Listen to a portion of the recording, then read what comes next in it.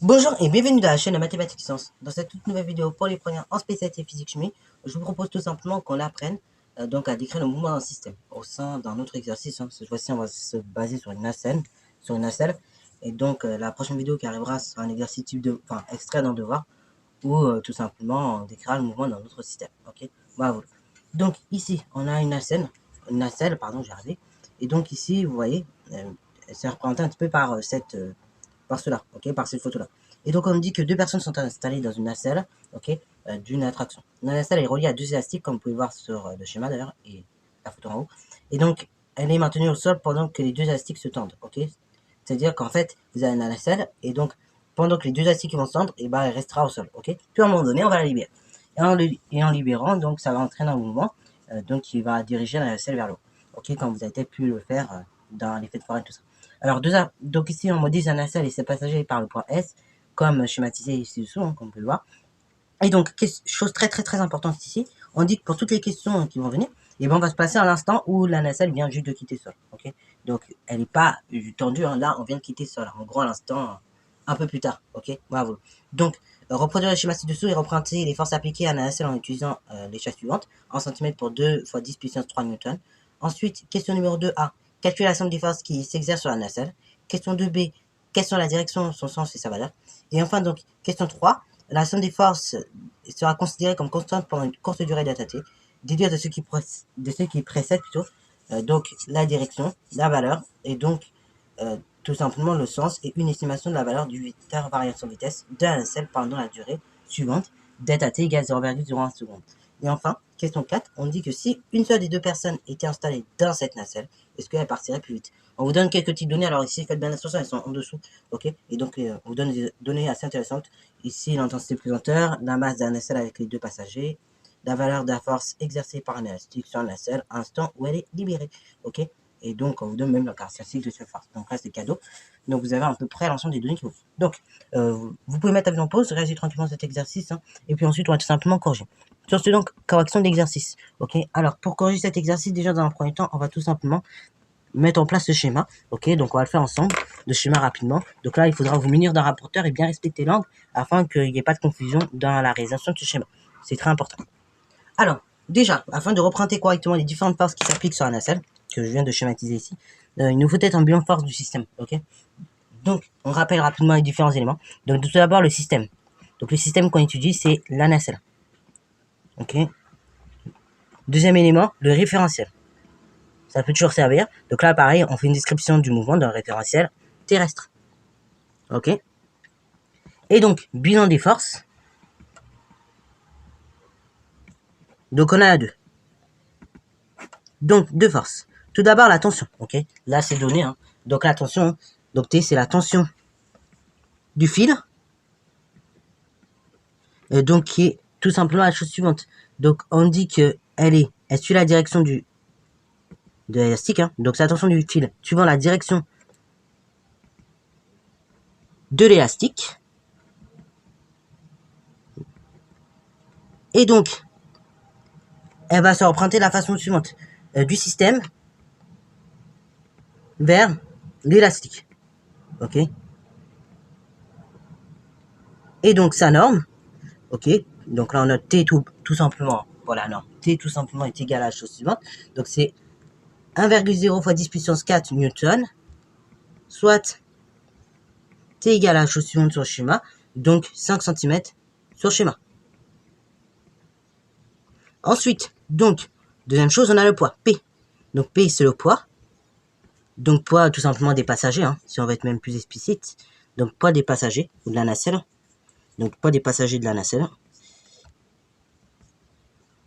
Et donc, ici, sa direction, c'est verticale. Vers le bas.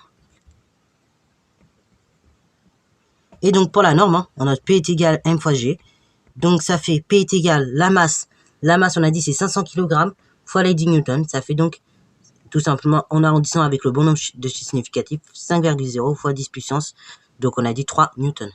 Ok, bravo. Donc là, on a 3 chiffres significatifs. Ici, on en a 2. Donc là, on va arrondir les deux chiffres significatifs le plus bas. Donc, c'est 5,0 fois 10 puissance 3 newtons.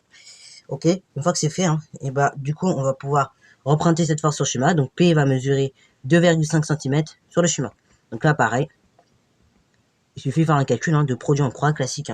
Donc vous multipliez tout simplement 2,5, enfin vous multipliez les 5000 newtons par tout simplement l'échelle, donc par 1 cm, et vous divisez tout simplement par 2 fois 10 puissance 3, et vous trouvez la longueur sur le schéma. Là, pareil, je vais pas détailler comment j'ai trouvé les 5 cm, mais je vais le détailler à l'oral. Donc là, pareil, quand vous trouvez les 5 cm, vous multipliez 1,0 fois 10 puissance 4 par 1, et vous divisez tout simplement par 2,0 fois 10 puissance 3 newtons. Et vous trouvez donc 5 cm sur le schéma. Ok. Alors, maintenant que j'ai ces deux éléments-là, et il suffit tout simplement de représenter ces deux forces-là. Alors, je vais les représenter en couleur pour que vous puissiez bien voir. Ok. Bravo. Je vais les représenter en couleur comme ci-dessous. Donc, la tension, elle va suivre la direction du fil. Donc, en fait, elle va être sur les deux côtés. Attention. Et oui, ça, c'est le piège de cet exercice. Cet exercice, je n'ai pas choisi pour rien parce que parfois, il y en a qui pensent que la tension, elle s'additionne, je ne sais pas quoi. Non, là, c'est pas encore la question même. Ok, la tension, elle va s'appliquer sur les deux fils, donc sur les deux côtés. Donc, on n'oublie pas de la représenter sur les deux côtés. Ok, les deux flèches là, les deux vecteurs là, ils représentent la tension. Ok, ça suit vraiment la direction du fil. Et donc, c'est du système vers le fil. Donc là, on peut noter ça T1 et T2. Et donc, tout simplement, on a le point, on a dit vertical vers le bas. Alors, pourquoi on nous a fait représenter toutes ces forces, vous allez me dire? Parce que justement, ça nous permet de répondre à la question 2. Donc, question 2, donc là c'est P. Question 2 étant de représenter tout simplement le vecteur somme des forces. Donc, finalement, on fera 1 et 2. Donc, le vecteur somme des sommes, c'est quoi? Eh bah, c'est vrai, on n'a pas trop parlé. Je vais parler de la somme des forces dans le cours, mais on n'a pas vraiment parlé du vecteur somme des forces. Donc, le vecteur somme des forces, tout simplement, c'est le vecteur. Donc là, c'est le seul cas particulier où on va avoir vraiment à le faire. Et bah, c'est le vecteur T1 plus T2 plus P. Ok. Donc, du coup, ce que je vais faire, et bah, tout simplement, là, je vais même prendre le compas, vous savez, on va pas se casser la tête. Et donc, déjà, je vais additionner à T1 le vecteur T2. Ça veut dire quoi? Bah, ça veut dire, je vais prendre la norme de T2. Ok, dans un premier temps. Et donc, je vais tout simplement mettre cela au bout de T1. Ok, donc là, je trace pour cela un arc de cercle, comme ci-dessous. Et donc, pour que ça soit correct, voilà, voilà, et ben, on va faire comme si c'était un parallélogramme. Ok, voilà, voilà. Donc, du coup, la norme de T1, je vais la reporter sur T2, et ça va faire ça. Ok, alors pareil, on pourrait très bien faire avec des parallèles, si vous voulez. Donc, on prend la norme de T2, on met sur T1, au bout de T1, et donc on trace un premier arc de cercle. Et après, par parallélisme, encore une fois, donc on essaie de faire ça parallèlement. Et au bout de T1, et ben, j'arrive jusqu'ici, ok. Et comme ça, j'ai mon point d'intersection, il n'y a pas de souci, ok. Mais là, je vais faire avec le compas, comme c'est plus précis. Donc là, j'arrive. Donc là, ici, on peut le représenter. Il s'agit du vecteur T2, donc la deuxième tension. Voilà. Donc là, T2. Et après, donc, je représente le point. Ok, bravo. Donc le point, on a dit, c'est vertical vers le bas. Donc là, bah, tout simplement, on va le représenter verticalement vers le bas. Ok, bravo. Donc normalement, on va obtenir ceci. Donc le poids c'était 2,5 cm sa norme. Donc on va représenter de sorte à ce que sa norme fasse 2,5 cm. Donc jusque là à peu près. Ok. Donc là c'est P. Et en fait le vecteur somme des forces il va commencer où? Et ben il va commencer à partir du point S jusqu'au bout du poids. Ok. Bravo. Donc voilà, c'est exactement comme en maths finalement. Quand on additionne des vecteurs en physique. Donc somme des forces juste là. Et bah quand on additionne des vecteurs en physique c'est exactement comme en maths. Je prends T1. Au bout de T1 je mets T2. Et au bout de T2 vous voyez je mets le point. Ok, et ça, pour le coup, on fait comme en maths, on met les vecteurs bout à bout. Ok, bravo. Et comme ça, bah du coup, au début du premier, je vais aller à la fin du dernier, et donc c'est la vecteur somme des forces. Donc ça, c'est question 2A. Ensuite, question 2B. Donc question 2B très intéressante, encore une fois, puisque ça va nous faire réaliser différentes choses.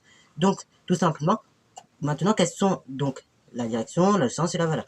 Ok, donc en réalité, on nous demande tout simplement de donner les caractéristiques de la somme des forces. Donc, caractéristiques de la somme des forces.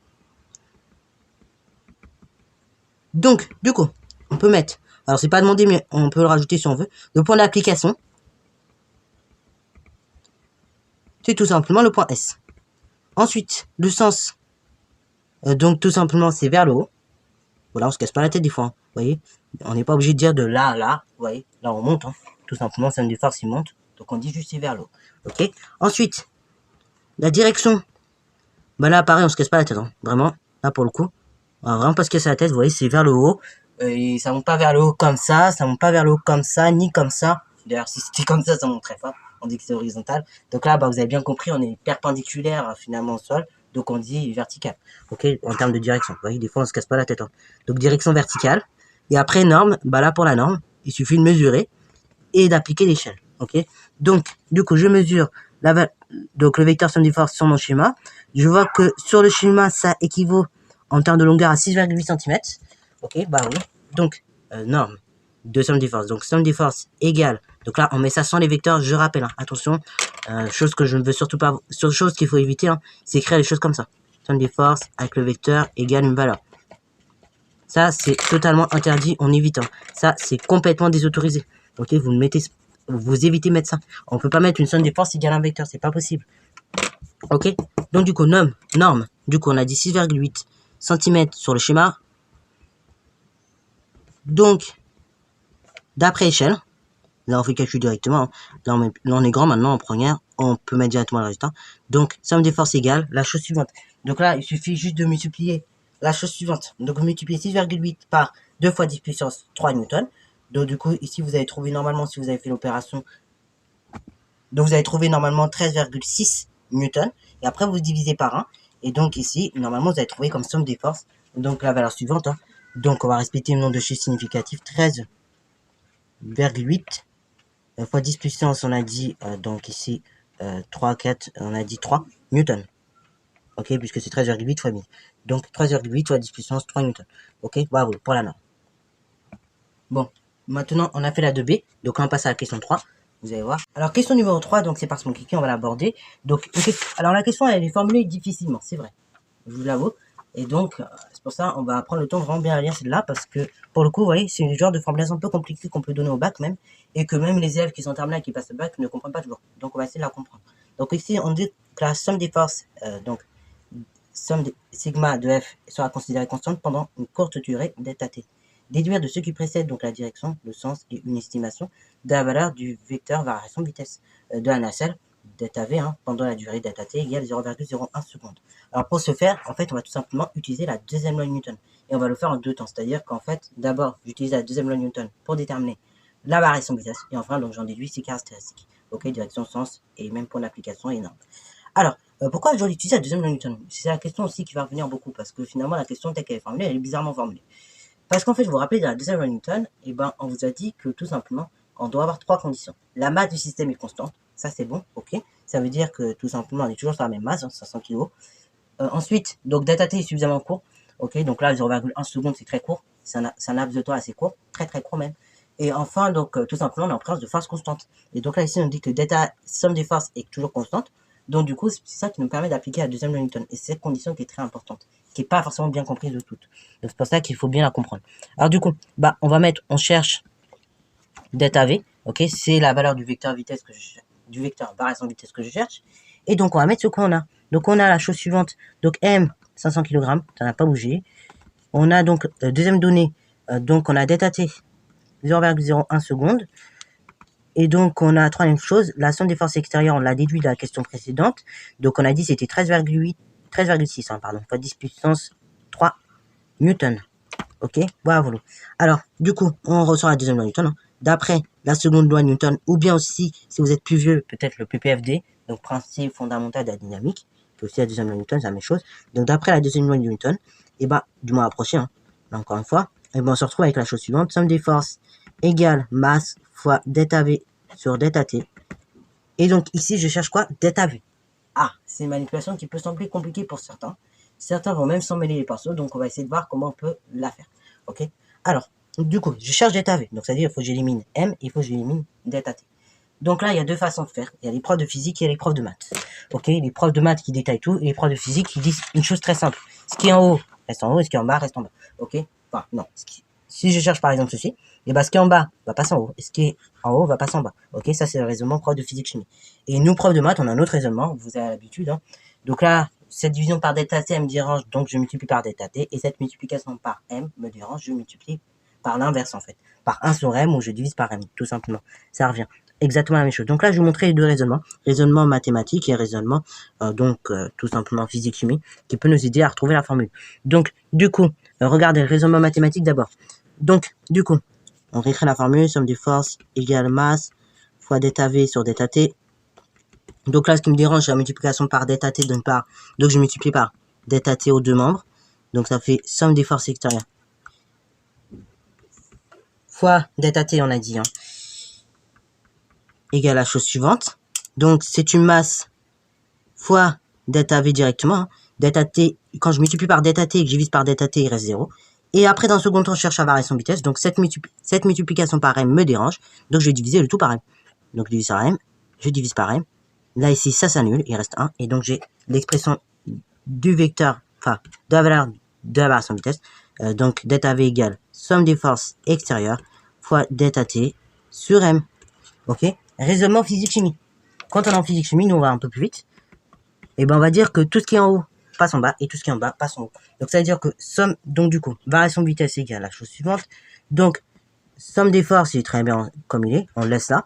Après, j'ai delta T, donc lui, il va passer en haut. Et j'ai delta, et j'ai M, multiplication pareil, il passe en bas. Vous voyez, ça va plus vite dans le raisonnement physique-chimie. Au lieu d'utiliser 3 lignes presque, ou 4, hein, tout dépend de la rédaction et comment vous détaillez, et ben on utilise seulement une seule ligne en physique-chimie avec ce raisonnement. Ok, donc il peut servir. Hein. Alors après, bah, application numérique, delta V égale la chose suivante.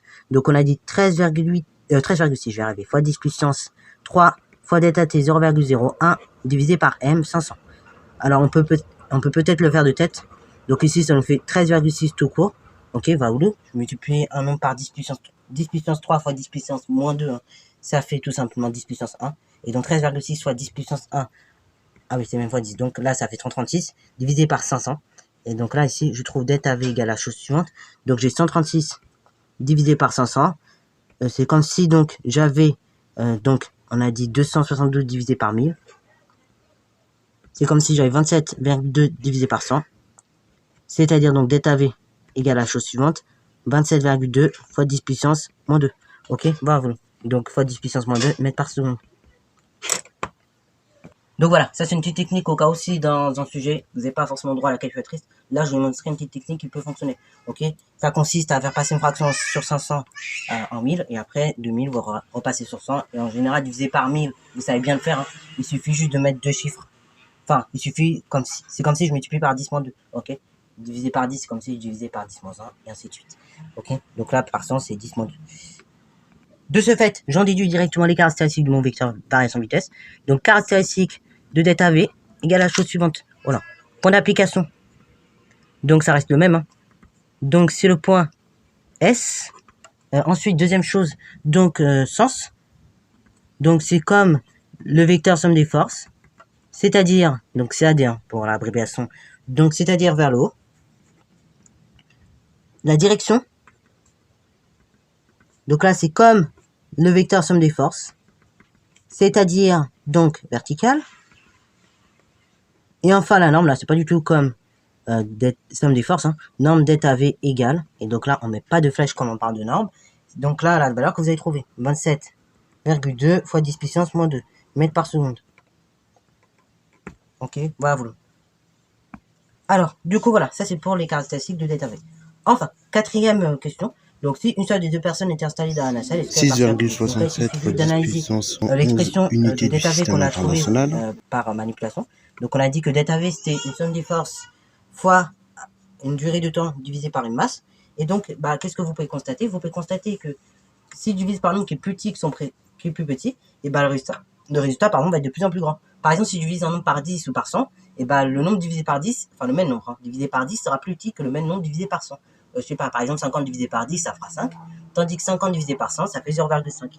Donc, en fait, plus le nombre, enfin, quand je vais diviser par un nombre qui est de plus en plus petit, et ben plus le résultat sera grand. Ok. Donc c'est un peu ce raisonnement-là qu'on va adopter pour répondre à cette question. Ou bien une autre manière aussi de voir les choses, hein, c'est peut-être avec le schéma, peut-être si ça peut vous aider. Et ben si en fait tout simplement la masse est de plus en plus petite, ça veut dire que le poids est de plus en plus petit, et donc ça veut dire que somme des forces sera de plus en plus grand. Ok. Somme des forces étant de plus en plus grand, et ben du coup ça veut dire que par conséquent, somme des forces et delta V étant de même sens et donc de même direction, et ben en termes de normes, il y a une certaine proportionnalité. Et donc, du coup, ça veut dire que tout simplement, et ben le vecteur variation de vitesse serait plus rapide. Ok, il serait plus grand, puisque la somme des forces est plus grande. Voilà donc finalement le raisonnement qu'on va appliquer. Donc on a dit que tout simplement si m est plus petit, c'est-à-dire que delta v qui est égal à la somme des forces fois la variation de temps divisé par la masse, et ben est de plus en plus grand. Et donc la nacelle partirait de plus en plus vite. On aurait une variation de vitesse qui est de plus en plus grande, c'est-à-dire un mouvement de plus en plus accéléré avec le temps, et donc on aurait une nacelle qui part de plus en plus vite. C'est ce que ça veut dire. Ok, voilà. Donc sur ce, c'est la fin de cette vidéo. Encore une fois, très intéressant, j'espère pour toi. qui t'a aidé en tout cas à bien préparer un contrôle là-dessus. Et si elle t'a plu, n'hésite pas à la liker, commenter et bon reste à toi en mathématiques et en sciences.